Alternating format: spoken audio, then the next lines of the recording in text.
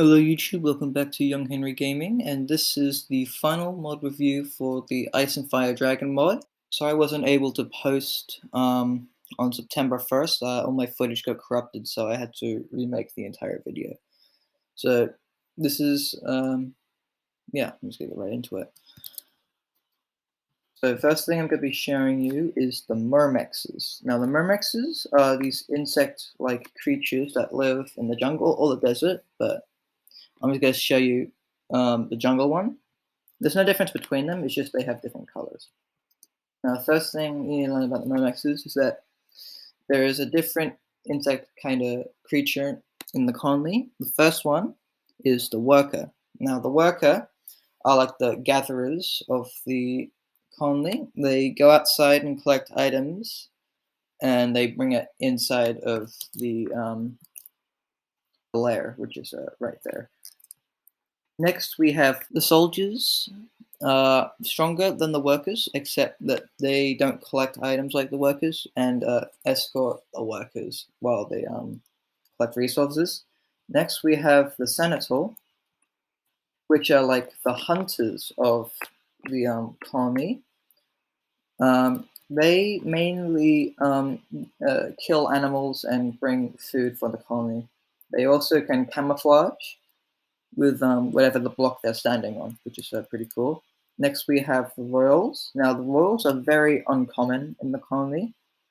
You won't see them very often because the queen, which I'm going to show you soon, doesn't like producing these people. Basically, they fly a lot, and yeah, that's kind of the only thing they fly. Now, I'm going to be showing you the queen, which lives inside the den.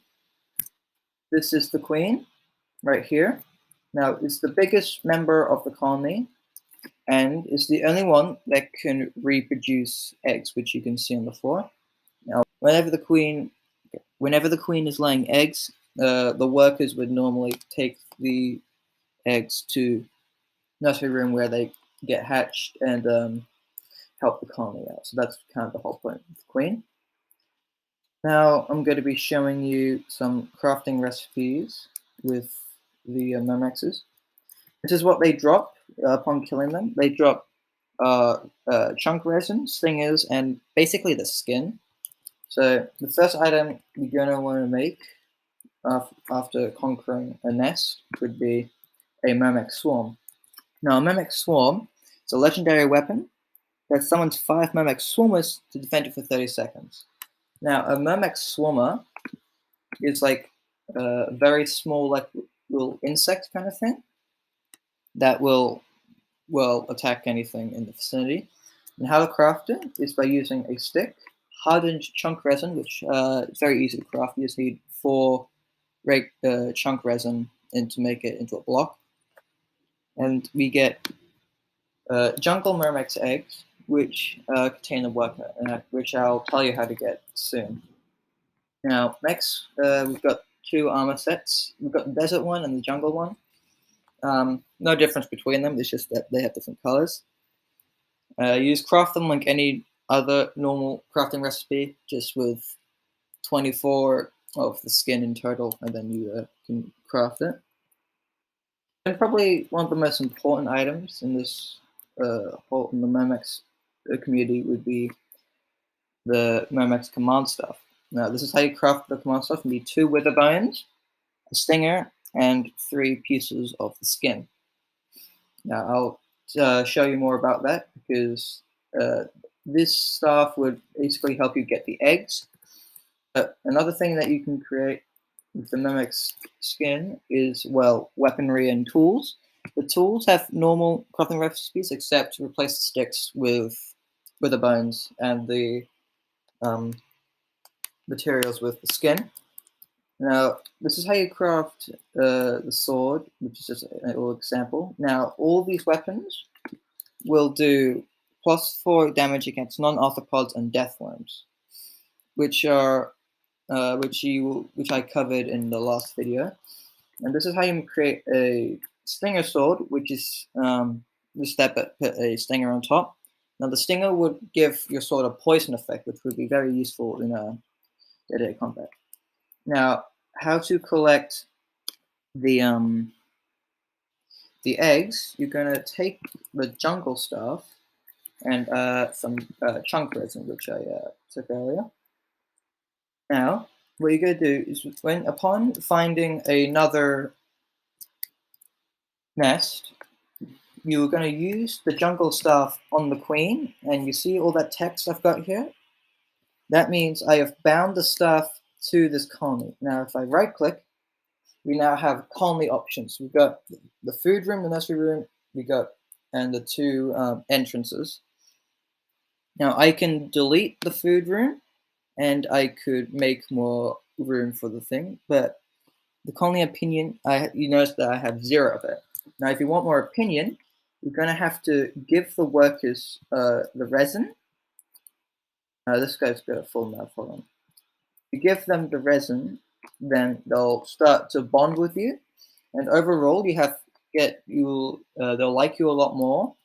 And at that point, where the queen, see, look, I just increased my reputation with the queen. If I keep dropping up more, it will give me more options, and I'll be able to eventually trade with the queen to get jungle egg, the eggs for the workers, and then that's basically how you are able to collect the eggs to craft the Mermax swarm. Now the next part of the mod is the ghosts. Now the thing is with the ghosts is that they only spawn in these graveyard structures. In these graveyard structures, they spawn very uncommon, but nonetheless you're able to find them. In this little structure here, you've got a standard chest with normal loot stuff, except with more chance of getting ectoplasm and manuscripts. But you've also noticed that upon using this chest, you will summon a ghost. Now, these ghosts are very powerful creatures. You cannot shoot them with a bow, because projectiles will go through them. So the only way you can attack the ghost is with using melee weapons. And upon killing a ghost and getting a very familiar achievement, you could get Phasmal ingots. Now, if you get a Phasmal ingot and combine it with a Dragonbone sword, you can collect a Phasmal blade. Now, this Phasmal blade is a really, really cool weapon to have. Basically, if you attack normally, you will summon a spinning blade that goes through blocks and will stop upon attacking an enemy. For example, if I shoot it through, it will go through the blocks, go through trees, basically any material, and it will stop after a certain time, but it will stop upon hitting a mob. So I'm going to hit all these mobs right here.